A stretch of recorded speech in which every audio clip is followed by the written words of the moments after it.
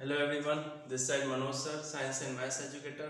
Welcome to the online classes. Students, हम chapter number first पढ़ रहे थे। आज हमारा लास्ट टॉपिक होगा।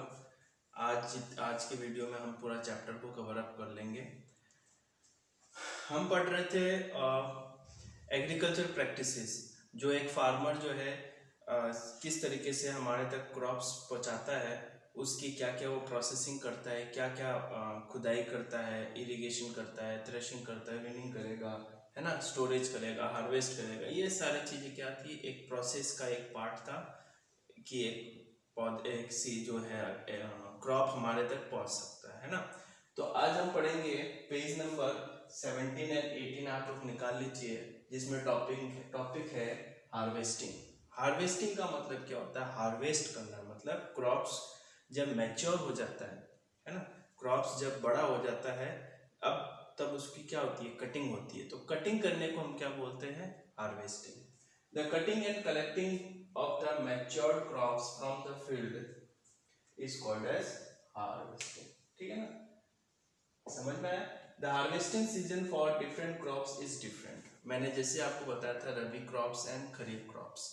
तो हार्वेस्टिंग सीजन जो होता है वो हर क्रॉप्स का अलग अलग होता है। ऐसा नहीं है कि आपने अक्टूबर में कोई क्रॉप लगाया और नवंबर में काट दिया, नहीं। उसका जब मार्च अप्रैल का जो अगर हार्वेस्टिंग होता है उस सीजन में, तो उसी सीजन में हार्वेस्टिंग किया जाता है, क्योंकि ऐसा वहाँ उस मंथ तक क्रॉप जो है प्रॉपर मैच्योर हो जाता है।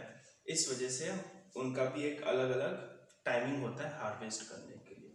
The crops are harvesting and tied in bundle are the kept ready for the threshing. Crops जो हार्वेस्ट कर देते हैं उसको एक मतलब इकट्ठा करके बंडल की तरह बांध के रखे। आपने कई बार फोटो वगैरह देखे होंगे,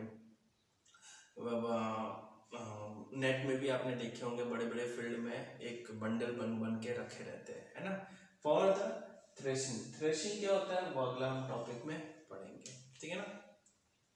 harvesting is associated with celebration such as dance, singing etcetera. अब जब हार्वेस्टिंग को सेलिब्रेट क्यों करते हैं? क्योंकि देखो, जब फार्मर जब क्रॉप्स वगैरह जब लगाता है तो वो वेदर कंडीशन किस तरीके से रहेगा, या फिर बारिश वगैरह,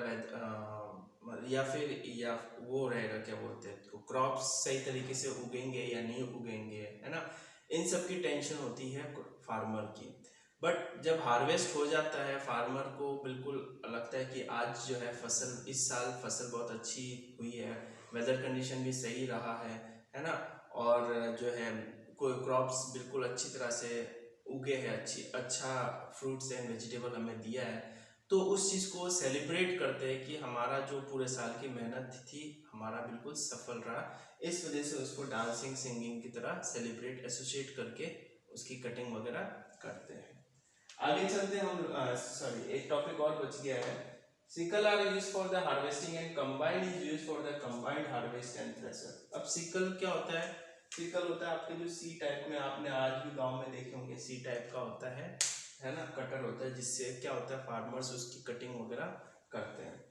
ये यूज करते हैं हार्वेस्ट करने के लिए, क्रॉप्स को काटने के लिए। मगर जिस तरीके से टेक्नोलॉजी बढ़ती गई है, जो कि कम टाइम में बहुत बड़े एकड़ वाले फील्ड को क्या कर सके, हार्वेस्ट कर सके, तो कंबाइनर होता है। आपके बुक में आप डायग्राम भी देख सकते हो, कंबाइन होता है जो कि हार्वेस्टिंग और थ्रेशर वो दोनों ही एक साथ करता है। किस तरीके से इधर से क्रॉप्स काटता है और इधर से जो है उसकी जो वेस्ट मटेरियल है, कचरा जो निकलता रहता है, और जो गेन होता है, फूड होता है जो हमारे लिए फ़ायदा होता है, वो इकट्ठा होते रहता है। तो ये एक मशीन होता है जिससे हार्वेस्टिंग और थ्रेशरिंग जो होता है दोनों ही एक साथ किया जाता है, जो कि काफ़ी कॉस्टली होता है। कई फार्मर्स के पास है, कई के पास नहीं है, बट हमने कई बार देखे। इससे क्या होता है, टाइम कम हो जाता है, प्लस लेबर नहीं लगता है ना इतना, और बहुत जल्दी जो रहता है हम लोग हार्वेस्ट करके मार्केट में उसको बेच देते हैं, ठीक है। अगला टॉपिक है हमारा थ्रेशिंग। थ्रेशिंग में क्या होता है? Threshing is the process by which the grain are release from the कार, है ना। हमें तो गेन चाहिए, मतलब कि जो खाने की चीजें वही होती है, उसके साथ जो उसकी कचरा होता है, उसका काफ होता है, उस कचरा को सेपरेट करने का काम वो प्रोसेस को क्या बोलते हैं हम लोग, थ्रेशिंग बोलते हैं, है ना। This is done either by the hand और by using the animal and such as bullock और कैमल।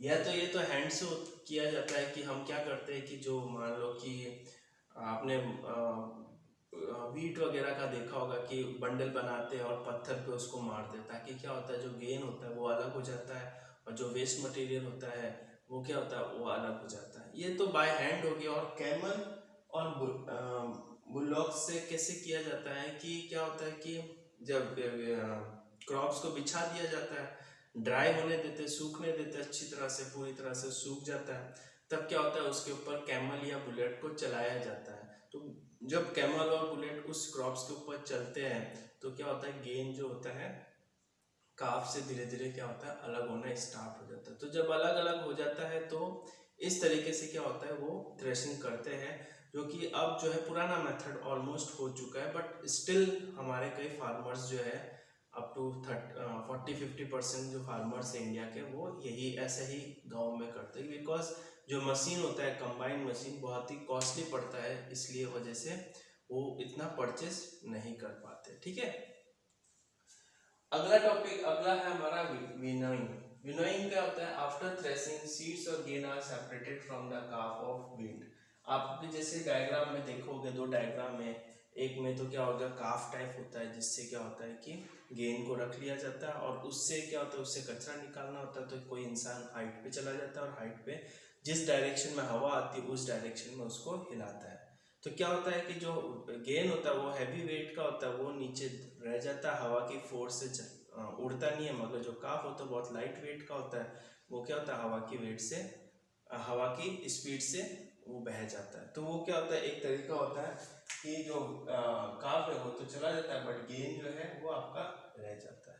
दूसरा है मशीन का।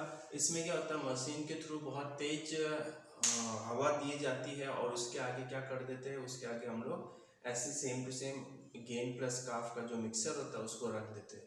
तो हवा की फोर्स से क्या होता है वो काफ क्या होता है गिर जाता है, उड़ जाता है, मगर और गेन क्या होता है हमारे पास रह जाता है ना।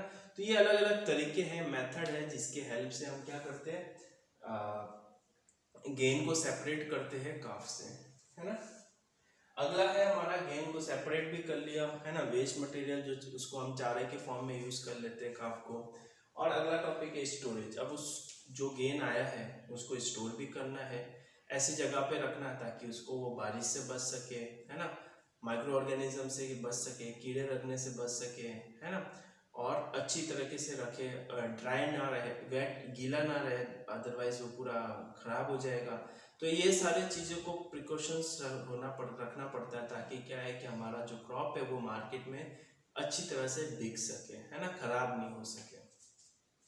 तो अवे क्यों करते हैं हम लोग, away from the moisture, moisture ना लगे, safe from the rain, rain से सेफ रहे, इसलिए बहुत बड़े बड़े गोदाम होते हैं, है ना, जो कि मॉइस्चरलेस होते हैं, एयर टाइट गोदाम होते हैं, है ना, जिसको वो स्टोर करके हम उसके अंदर क्रॉप्स को रखते हैं। ठीक है ना। Protect from the pets and bird और पेट से हमें प्रोटेक्ट करना पड़ता है। In air tight godown in proper bags for purpose of transport. इनका जो फार्मर्स होते हैं वो जूट बैग्स वगैरह यूज करते हैं कोई ट्रांसपोर्ट के लिए। ठीक है ना। अगला आता है हमारा food from the animals. Animals हमने देखा होगा कि प्राचीन काल से जो ह्यूमन बींग्स हैं वह एनिमल्स उनके साथ रहते हैं, कुछ उनके प्रोटेक्ट के लिए रहते हैं, कुछ उनके खाने पीने के लिए रहते हैं। जैसे कि गाय हो गया जो मिल्क देता है जिससे घी दूध वो सब बनाते हैं, डॉग्स वगैरह जो हो गए वो सिक्योरिटी पर्पस के लिए रखते हैं, है ना। तो ये प्राचीन काल से एनिमल्स को रखा जाता है और अपने पर्पस के लिए वो लोग रखते हैं, कुछ ना कुछ फायदे के लिए ही रखते हैं। ठीक है ना। The keeping of animals for specific purpose is known as domestication. कुछ स्पेसिफिक पर्पस के लिए हम रखते हैं। अब हम लोग गांव में गाय वगैरह या फिर भैंस वगैरह रखते हैं, किस पर्पस के लिए रख रहे हैं, ताकि वो हमें दूध दे सके और दूध को हम मार्केट में बेच के कुछ पैसा अर्न कर सके, है ना। हम घरों में कुत्ते पेट वगैरह रखते हैं, कुत्ता वगैरह रखते हैं, किस पर्पस के लिए, पहला तो हमें इंटरेस्ट होता है और दूसरा हमारे घर की क्या होती है सिक्योरिटी हो जाती है। तो हर एनिमल्स को किसी ना किसी पर्पस के लिए घरों में हम लोग जो है पालते हैं। ठीक है। ठीक है ना। The branch of agriculture that deal with the rearing of animals is known as animal husbandry. एक ब्रांच ऑफ एग्रीकल्चर होता है जहाँ पे एनिमल्स को पाला जाता है, उनको खाना, प्रॉपर खाना, डाइट्स वगैरह दी जाती है, उनको रखा जाता है ना। जैसे गाय का तबेला वगैरह हो गया, है ना, वो सारी चीजें होती है, उसको हम बोलते हैं एग्रीकल्चर, एनिमल हस्बेंड्री, ठीक है ना, जहाँ पे एनिमल्स की देखभाल की जाती है, उनको प्रॉपर खाना दिया जाता है। तो यहाँ तक हमने जो है चैप्टर फर्स्ट कंप्लीट कर लिया है, सारे टॉपिक्स कवर कर लिया है ना। इसके जो एनसीईआरटी के क्वेश्चंस है वो आपको मैं पीडीएफ के फॉर्म में दूंगा, जो कि आपको फेयर आउट करना पड़ेगा, और कुछ जो एक्स्ट्रा क्वेश्चन बनते हैं वो भी मैं आप लोगों को दूंगा। उससे बाद में हम अगले वीडियो में नेक्स्ट चैप्टर स्टार्ट करेंगे, ठीक है। Thank you.